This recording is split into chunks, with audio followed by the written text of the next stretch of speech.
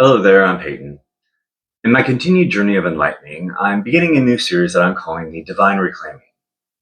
This series is a sacred reclamation, a radiant lighthouse for anyone who's caught in the waves of dogma, shame, and exile. You see, I'm here to do my part, to help awaken the spiritual misfits, the LGBTQ plus souls, and anyone, for that matter, who's ever been tossed aside or harmed by religion, by guiding us back to our sovereign divinity. We'll navigate through mysticism, historical truth, esoteric wisdom, and our own personal stories as living examples of what it's like to find the divine light and Christ consciousness within. But before we go deeper, I want to acknowledge something. For those of you who know me, or for those who may be new to this field, if you've watched my previous videos, then you probably already know a little bit about my story. But for clarity's sake, let me say this. My life is full of some incredibly beautiful souls from many different backgrounds. And many of you might be wondering, has Peyton gone crazy? Has he found religion again? Did he join a cult?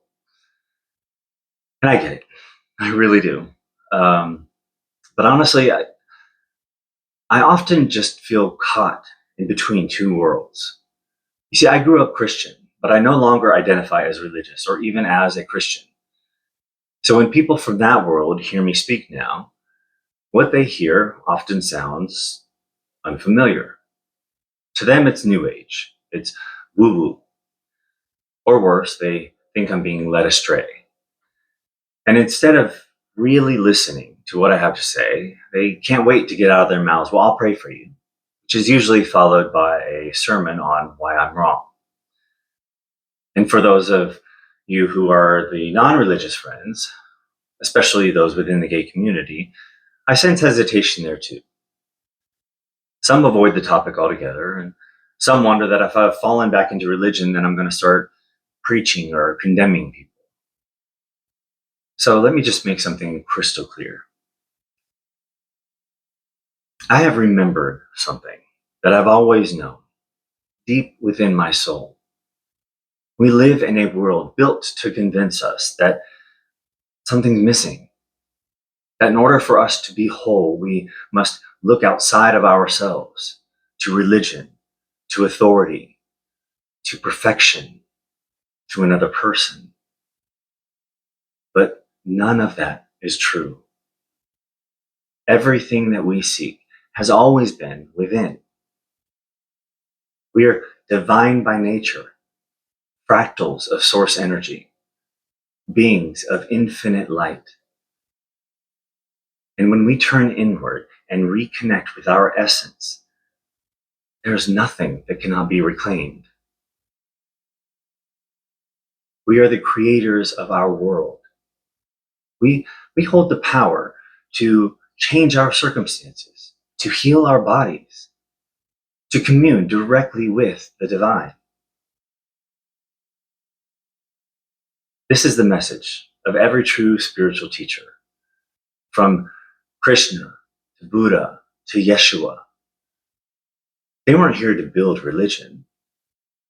They came to remind us the kingdom is within, already encoded in your soul, already breathing inside of your chest, just waiting to be remembered. But as history shows, fearful, weak-minded men took those messages, twisted them, and then built systems to make us believe that we had to go through them in order to access that power. They created a separation between us and these enlightened ones by turning them into gods for us to praise, when they were actually here just showing us our true divine potential. And now, in this age of awakening, that truth is finally coming to light. Now, I know that this is a heavy lift. Speaking from experience in a targeted demographic, I know many have been so deeply harmed, so betrayed and belittled by religion that they can't even imagine a creator who loves them, who wants them to remember that that connection already exists within. I'm not here to convert you. I'm not here to convince anyone. I'm here to share. I'm here to remember, to reclaim, to listen. Because I believe deeply that our stories can rekindle the light in others. And when you begin to love yourself just as you are, as Source made you, that love becomes radiant, becomes a mirror, a message, a movement. The divine within me is the same divine that's within you. And the language is love. My name is Peyton, and it's time to awaken.